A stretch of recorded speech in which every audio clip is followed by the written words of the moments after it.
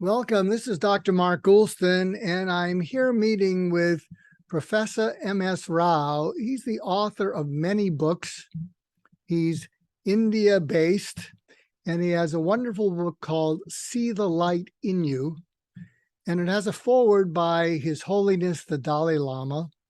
And I'm happy to be speaking to him because See the Light in You is really important when there's so much darkness. So when we look outside, it's easy to see too much darkness. It's easy to see too much hopelessness. And increasingly, when people look inside themselves, they're not seeing light, they're seeing darkness inside themselves. So Professor M.S. Rao, welcome. And can you share a few of your thoughts about why it is that you wrote this book, and how can people come to see a light inside themselves and maybe see some light in the world so they can have hope? Thank you, Dr. Mark, for giving me this wonderful opportunity. First of all, let me share with you the fact is that 1 year ago, I had brain hemorrhage and I was on the bed for 5 months. And gradually, I am recovering. My entire right portion of my body was paralyzed. So I took medicines, and because of my subconscious mind, the power, so because of my willpower, so gradually I am recovering, and I have mental challenges, physical challenges, and financial challenges. And I was born in a toxic family and grew up into a toxic environment. My life is full of struggles and sufferings. So now coming to the book, I wrote 50 books. 50 books have been published. So here is the book. You can see the title is See the Light in You, for which His Holiness uh, Dalai Lama, the Noble Laureate, has written a foreword for this book. And I like this book very much because I sent a request to His Holiness Dalai Lama, and he read the manuscript, and then he appreciated, and he has written a foreword. And this is one of the best books in my lifetime. This book talks about mindfulness, and this helps to avert suicides, because in India, suicides are growing, and in India we have road accidents also. So then I thought, why not to write a book on mindfulness? So then I sent the manuscript, and it has been approved by His Holiness Dalai Lama, and it has been published. And it's one of my best books in my lifetime. And now coming to the point, this mindfulness is very much uh, essential, and we need to focus on it. And it's the need of the hour, because people often see the dark side, not the bright side. So we should look at the door that is opened, not the one that is closed. So we should be very optimistic, and life is great. Life is a gift from God. So let us be optimistic, and let us make a difference in the lives of others. So can you share what you mean by mindfulness? You know, we hear the word frequently from many people, many practitioners. And so what is your definition? What does mindfulness mean from your Uh, point of view? yeah, there are so many definitions about mindfulness, but what I would like to say is that mindfulness is all about living in the present, without worrying about the unpleasant past, and without worrying about the future, which can't predict. Research shows that people often spend 30% of their precious time by thinking about the unpleasant things. So what we need to is, we should focus on the present. We must enjoy every moment of life, and we should and we should make a difference in the lives of others. And it is essential. Why? Because not only because of COVID. In general, mindfulness is the need of the hour, because people are sometimes they are there is burnout, uh, so many challenges. So we need to focus on this mindfulness, and even corporates are also emphasizing on work-life balance. And it's we need it's a time for us to emphasize on mindfulness, because this mindfulness talks about work-life balance, and how to connect body, mind, soul, and how to lead your life with purpose and meaning, and how to make a difference in the world. So let me ask you something. If our viewers and listeners were watching us and listening to us, and they wanted to watch us and listen to us in a mindful way, what would mindful watching and mindful listening be like, as opposed to competing with what we're saying, reacting to what we're saying, trying to find the flaw in it instead of taking it in? Could you instruct our viewers and listeners about how to be present, even be present as they're watching and listening to us? Yeah, it's a good question. There is a difference between listening and watching. Watching is different, and listening is different. And we must listen. This is very much essential. And while listening, also we should emphasize on empathetic listening. It's not simply hearing. Hearing is different. We are talking about listening. So we should listen to others attentively and carefully. That's one thing. And another thing is mindfulness. What we are talking, that is following this mindfulness. Mindfulness means practically we are experiencing the life in a day-to-day life. So there is a gap between listening, and there is a gap between what we are seeing. So that is the difference between these both. And we need to. I have read your book also. Just listen. It's a very amazing book, and it's one of the best sellers. And I have read this book also. It's very quite interesting. People often hear, they don't listen. So what is required is we should listen. That is the need of the hour. Say more about that, the difference between hearing and listening. Hearing means passive, not attentive. Listening means you are listening attentively. Okay, so there is a difference between uh, uh, listening and hearing. Hear means we hear unconsciously.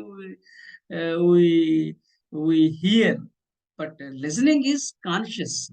That means you listen attentively. So there is a difference between hearing and listening. Because I wrote,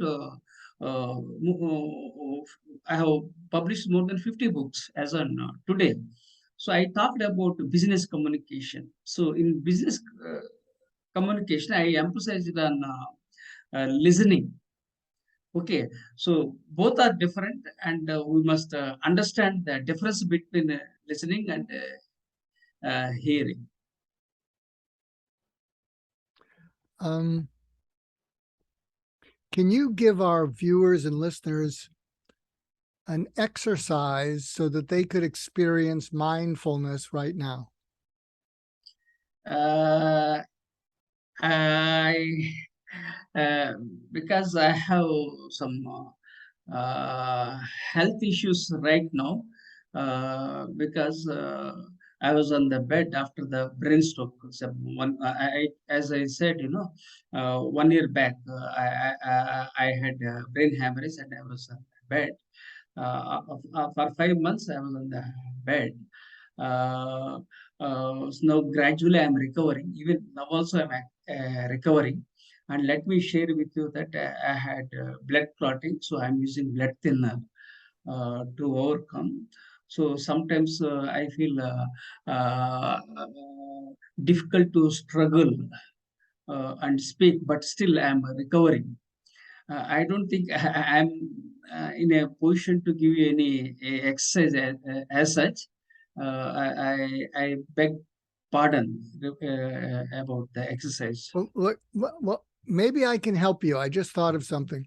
If you're watching or you're listening, a mindfulness might be that Professor Rao is sharing with us that he's had a struggle in the last year. Yeah, He's not agree. he's not complaining. Ah, He's sharing with us.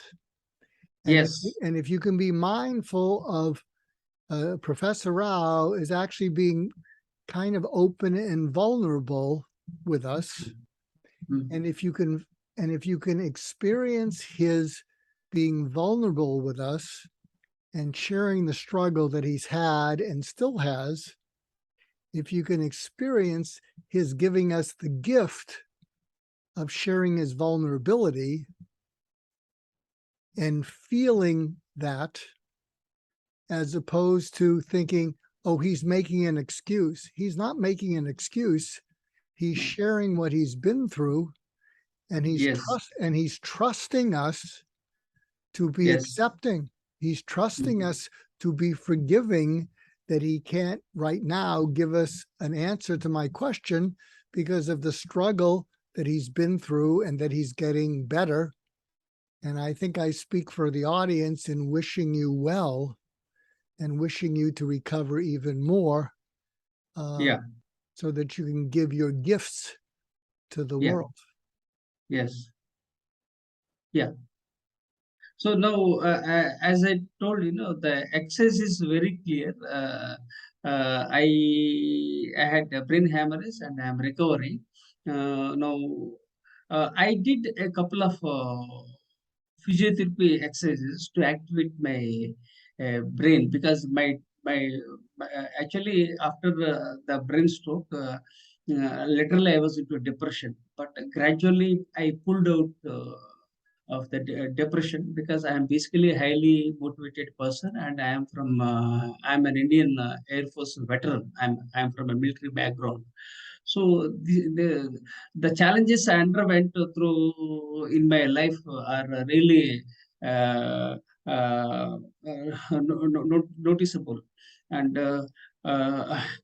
and also what I talk about exercise is that I have been doing even physiotherapy exercises 2 hours in a day every day. Let me share with you and the kind of the challenges and I underwent after the brain stroke and the physiotherapy exercises and the interaction I'm having with people slowly.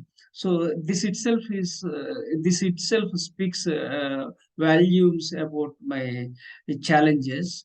And let me share with you the challenges, personal challenges. I was born in a toxic family and I grew up into a toxic environment. So my life is full of struggles and sufferings. So I have undergone so many challenges. Even today also I'm struggling because of financial challenges, mental challenges, physical challenges. But despite all these challenges, I'm bouncing back. In fact, I would like to put in a nutshell that I rose like a phoenix after the brain stroke. Yeah. We're running towards the end of our conversation now. Uh, any suggestions on how people can keep hope alive when they're feeling hopeless? This hopelessness is a challenge, not only India, across the world. So what we have to see We have to see the light in yourself. You have to see the light in others. Be optimistic. Everything is possible in this world. Never ever give up, right? So these are all the challenges I'm sharing with you after the brainstorm. It's not that I have written books. I have written books. That's one aspect. This is a trauma I underwent. And, successfully, I have come out of it, and still I am having this uh, problem. So now, what I would like to say is that always see the positive side of the life, not the always see the rising sun, not the setting sun. Okay, every dark uh, cloud has a silver lining. So be positive. Everything is possible. Never give up. So now this book itself, a very inspiring one. Okay, His Holiness Dalai Lama has written a foreword. That's one thing. Let me also share it with you personally. Uh, I read your books, and I appreciate your passion and how you have made a difference, and how you have averted suicides, and how you emphasized on mindfulness. So it shows that your heart is very uh, clear, and you are passionate about making a difference in the lives of others. And let me tell you, age is just a number. Okay. So let us not think about how old I am and how old you are. But as long as we are living in this world, let us make a difference, and let us lead our life with purpose and meaning. So maybe we can, a good way to end our conversation for now is when you wake up, if you're watching or listening to this, uh, when you wake up in the morning, maybe you can say to yourself, how can I make a difference in the world today? Maybe if you start every day saying, what can I do today so that at the end of the day, I can say, maybe I made a little difference. Maybe I made the world a little bit better. And so just do that. Just have the wish and your purpose. Today I'm going to add to the world. I'm not going to take away from the world. So how could I add to the world? Who could I smile at someone?